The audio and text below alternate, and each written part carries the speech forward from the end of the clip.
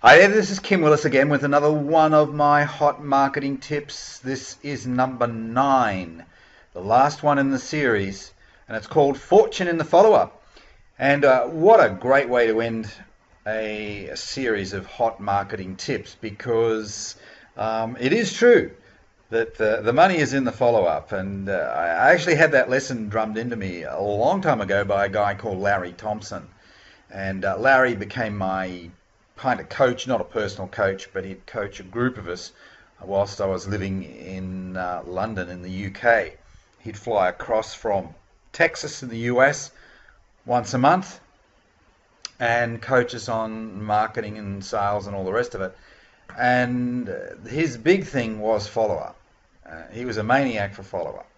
And he was the one that, well, he was the one who first shared that little concept with me. The fortune is in the follow-up. So I've never forgotten it, and I've always tried to be as effective as I can at follow-up.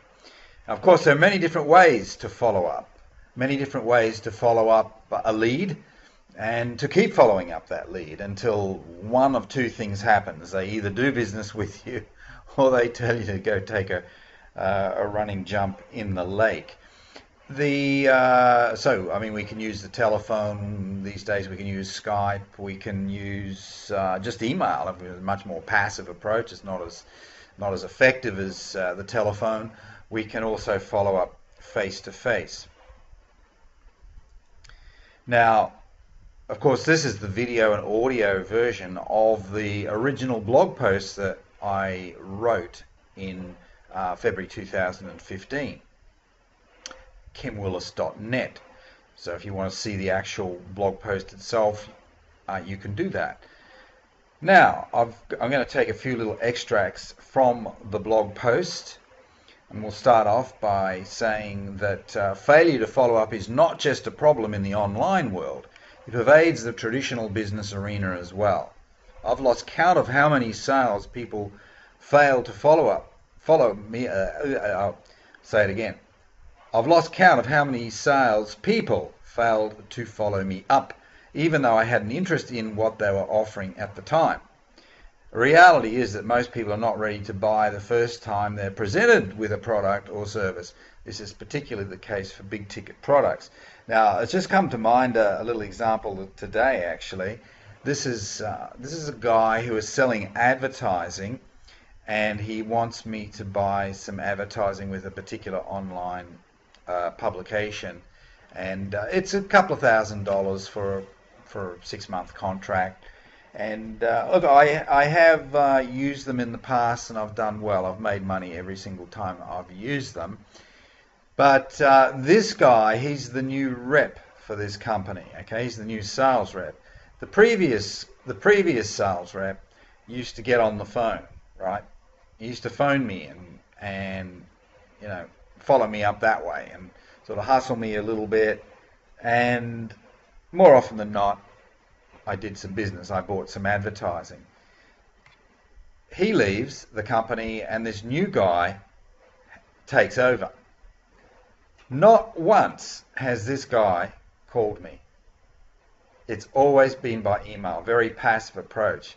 Now, I can tell you something. If I was running a company, a media company like that, and I employed a sales rep, and he didn't pick up the phone to follow up prospects or past clients, I mean, how good is that? I mean, he doesn't have to call people that he doesn't know. He doesn't call a cold call out of a telephone book. I've already been a customer. I've spent, I don't know how much I've spent with them over the years, many thousands of dollars. Yet not one phone call. Now, so yes, he does follow me up because he sent me a follow-up email this morning, but it is not as effective as a telephone call, particularly if you're a sales rep. That's your business. Your business is to connect with people on the phone, face to face, and get the business done. It's a little bit different to pure internet marketing, say affiliate marketing. You're marketing a small ticket product. You can't justify spending time phoning people. So you do use your email to follow up with. That's fine. But in this context, this guy is a sales rep. He's an old-fashioned sales rep working for a media company that has print media and online media. And if they knew that he wasn't, because I know this company, they're a very large company, they're big, they're a multi-billion-dollar company. And if they knew that one of their sales reps wasn't jumping on the phone to chase business, they'd terminate him. Simple as that. So, yeah, so depending on what it is that you're marketing, depending on the price point, etc., that will then determine what method of follow-up that you use. Phone, text messaging. Now that can be a good one. That in some instances can be more effective than following up with an email, because it's I know people read their text messages, but they don't always read their emails, do they? And I've done that. I've done text messaging as follow-up at times when I couldn't phone the person, or if I judged them to be a B-grade prospect and I just couldn't be bothered phoning them, I thought, okay, well, I'll send them a text message in preference to an email. And that worked. I got more responses from that than compared to sending an email. Another one is, so text, SMS type text messaging. Another one is to text people on Skype if you've got them on Skype. You've got them on Facebook, text them on Facebook as well, chat them. That can help as well. As I've got here, of the three, the phone is the most effective, but if you're selling a small ticket product, it's not productive to be spending time calling people. On the other hand, phone follow-up can be justified if you're selling a big ticket product, as I said before. Now, why don't people follow up?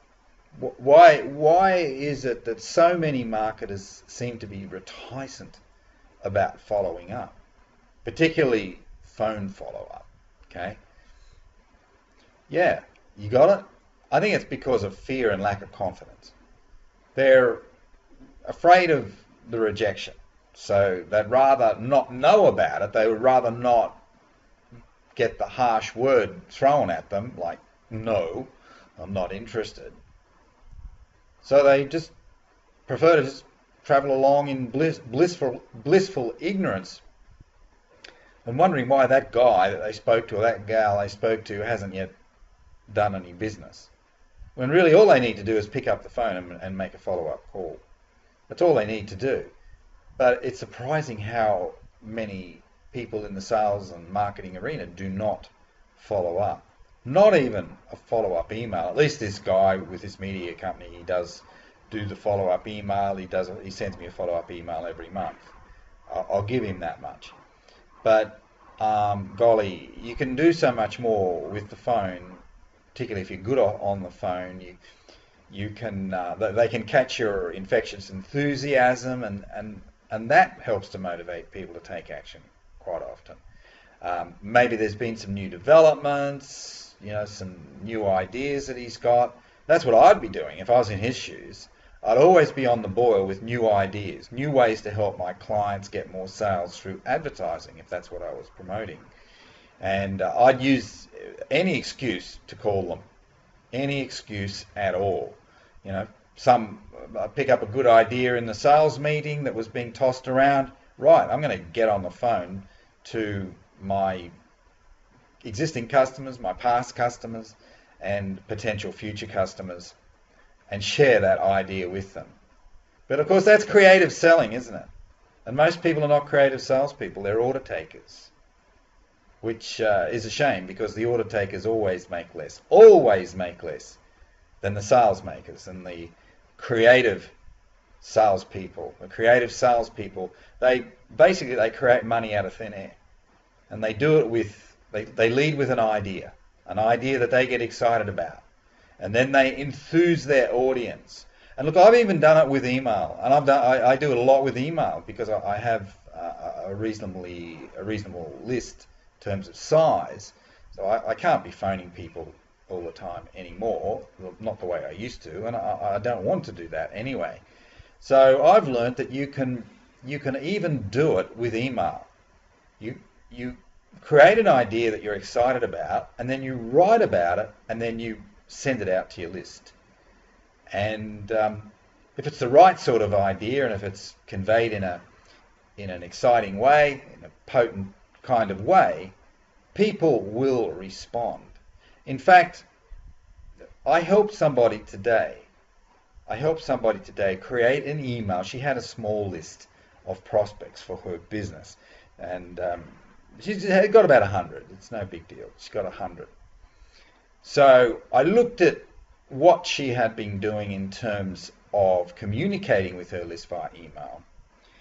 And what I did was that I wrote a new email. I created a new email format for her. In fact, I created two. And I sent one out last weekend with her blessing. And I sent the other one out this morning. And she's already had a response. She's already had a response from this person saying, hey, I want to talk about this. Okay? Now, that's from a list of 100 people only.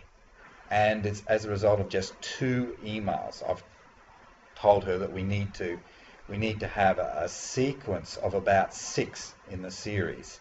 6 to 8 in the series. I didn't expect any response at this point with number 2, because her list had been neglected a little bit, and we needed to really warm them up a bit. And I figured that it would take about 6 emails before we got that email list, that sort of cold email list, warmed up again. But just number 2, follow-up message, bang, already got a response. And there may be another 1 or 2 by tomorrow. So that's, I digress slightly there, but it's always good to illustrate the point with a good story, and that is a good story, hot off the press, just happened. I just learned about it an hour ago, in fact. All right, hope you enjoyed that tip. Go to my blog, kimwillis.net. Check out some other great stories there. Make an inquiry if you want to learn more. If you want to get onto my mailing list, you can learn more, because I do feed out a lot of really good value to subscribers of my list. I also include a few offers here and there, which you'd probably want to hear about anyway. All right, as I said, this is Kim Willis. Talk to you again. Bye for now.